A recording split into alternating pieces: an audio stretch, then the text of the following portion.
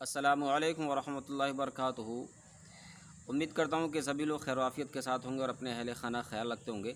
मोहतरम हज़रात, आज हम बात करने वाले हैं ईद उल फित्र की नमाज के ताल्लुक़ से। कोरोना वायरस की सेकंड लहर चल रही है और ऐसे वक्त में आप सबको पता है कि कितने लोग अलविदा की नमाज से महरूम रहे और उनके दिल मायूस हो गए कि हमें अलविदा की नमाज नहीं मिल सकी। तो अब चूँकि ईद की नमाज का वक्त, या यूँ कहिए कि ईद का दिन करीब तर करीब आ चुका है और हर मुसलमान के दिल में एक तशवीश बनी हुई है, एक टेंशन बनी है कि ईद की नमाज़ हमें पढ़ने को मिलेगी कि नहीं मिलेगी, जबकि हुकूमत की जानिब से कोविड-19 की इतनी सख्त प्रोटोकॉल के बहुत ही ज़्यादा सख्ती के साथ अमल कराया जा रहा है उन पर। मस्जिदों में 5 लोगों को इजाज़त है नमाज़ पढ़ने की। तो अब ऐसी सूरत में ईद उल फित्र की नमाज के बारे में लोग परेशान हैं, क्या क्या किया जाए। तो आज हम जो बात करने वाले हैं वो ये बात करने वाले हैं कि ईद उल फित्र की नमाज़ पढ़ने का मौका अगर हमें मस्जिदों में या ईदगाह में नहीं मिलता है तो क्या हम अपने घरों पर ईद की नमाज़ पढ़ सकते हैं या नहीं पढ़ सकते हैं। अगर कोई बंदा ईद की नमाज़ अपने घर पर रह कर पढ़ता है तो क्या उसकी ईद की नमाज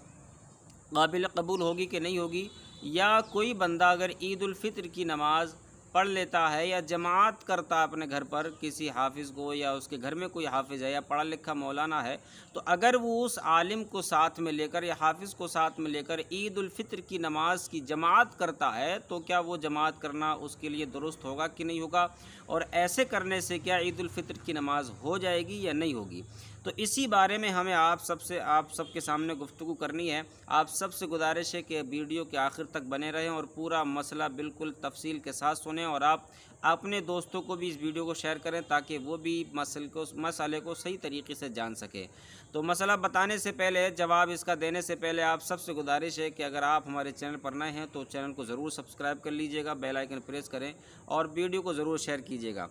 तो इसका जवाब ये है कि देखिए, अगर हुकूमत की जानिब से पाबंदियाँ, सब बात जानते हैं कि पाबंदियाँ वो सख्त तरीन है कि अगर 5 से ज़ायद लोग हैं तो ज़ाहिर सी बात है पुलिस प्रशासन को पूरा इख्तियार है, वो जो चाहे कर सकती है, मुकदमा भी लिख सकती है, आपको पीट भी सकती है, इज़्ज़त का भी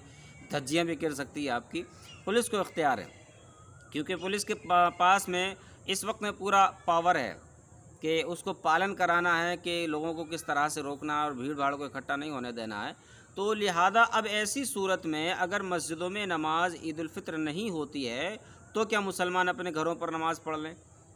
या जमात कर लें, अपने किसी हाफिज़ को या अपने किसी करीबी जानने वाले को, आलिम दीन को बुलाकर जमात कर लें, तो इससे क्या करना है, नमाज होगी कि नहीं होगी। तो प्यारे, इस वक्त में सबसे पहली बात तो जान लेना यह है कि देखिए, जो शराइत जुमा की हैं वही शराइत ईद उल फित्र की हैं सिवाय 2 शर्तों के। तो देखिए, अगर सबसे पहली शर्त जो है यहाँ पर, जो हालांकि शराइत तो बहुत सारी है, हर शर्त को बयान करना मकसद नहीं है मेरा यहाँ पर, जो शर्त या जिस शर्त के ना पाए जाने की वजह से जुमा की नमाज या ईद उल फित्र की नमाज फासिद हो जाती है, या फिर यूँ कहिए कि होगी ही नहीं। ज़ाहिर सी बात है, जब शर्त ही नहीं पाई जाएगी तो नमाज कहाँ से पाई जाएगी। फाता शर्त फातल मशरूत, जब शर्त फौत हो गई तो मशरूत फौत हो जाता है, जब शर्त पाई जाती है तभी मशरूत पाया जाएगा। तो सबसे अहम शर्त जो है इज़्न आम है, यानी कि आम लोगों को इजाज़त होना। अब मसलन घर के अंदर अगर कोई बंदा नमाज़ पढ़ता है तो घर के अंदर आम इजाज़त नहीं होगी, यानी बाकायदा तौर पर ऐलान नहीं होगा कि आप सब लोग यहाँ पर आकर नमाज़ पढ़ें, या इतनी जगह हो कि पूरा मोहल्ला, पूरी बस्ती उस घर में आकर नमाज़ पढ़ सकें। और बादशाह इस्लाम ने वो बहुत सारी शराइत हैं कि बादशाह इस्लाम जुमा की ईद की नमाज़ को कायम करने वाला वगैरह वालिक। तो देखिए, घर पर एक शर्त है इज़्न आम, वो शर्त नहीं पाई जाएगी। और एक हुकूमत की जानिब से इजाज़त नहीं है कि अगर हुकूमत ने पता चल गया कि फ़ला घर में नमाज हो रही है तो ज़ाहिर सी बात है पुलिस इतने डंडे तोड़ेगी, आपकी इज़्ज़त व आबरू के साथ खिलवाड़ किया जा सकता है।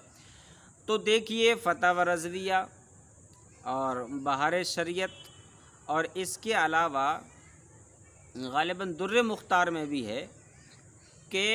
जब ऐसी तशवीशनाक सूरत बन जाए और लोग परेशान हो जाएं कि ऐसी सूरत में क्या करें, तो उस वक्त में जुमा की नमाज, चूँकि उसका बदल है ज़ोहर की नमाज, तो जुमा की नमाज़ अगर कोई नहीं पढ़ पाता है या पाबंदी लगी है तो वो उसकी जगह पर ज़ोहर की नमाज़ पढ़ेगा, अदा करेगा। मगर ईद उल फित्र के दिन या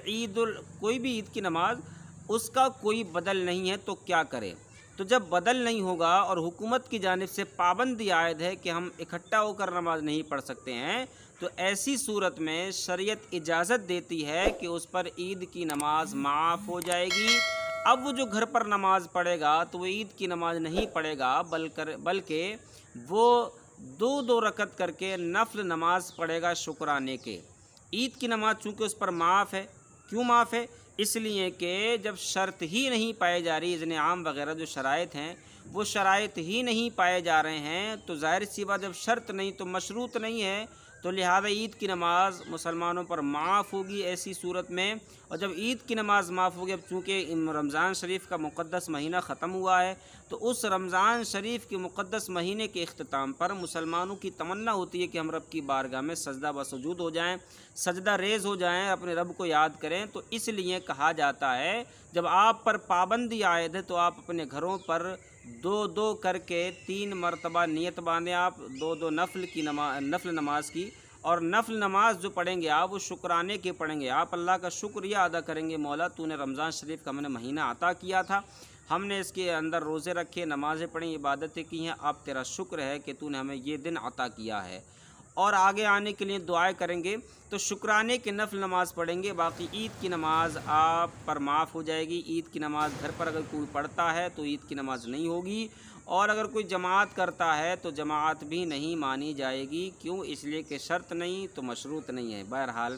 میں سمجھتا ہوں کہ مسئلہ آپ سمجھ چکے ہوں گے، پھر بھی اگر سمجھ میں نہیں آیا ہوگا تو مجھے پرسنل پر کال کر کے پوچھ سکتے ہیں، اور اس کے علاوہ کوئی بھی مسائل آپ کے ذہن میں ہمیں کمنٹ کر کے پوچھیں، سوال کریں، انشاءاللہ ضرور اس کا آپ کو جواب دیا جائے گا۔ اور چلتے چلتے آپ سب سے پھر سے گزارش ہے کہ آپ ہمارے چینل کو ضرور سبسکرائب کریں اور ویڈیو خوب شیئر کریں۔ اجازت دے دیجیے، السلام علیکم ورحمۃ اللہ وبرکاتہ۔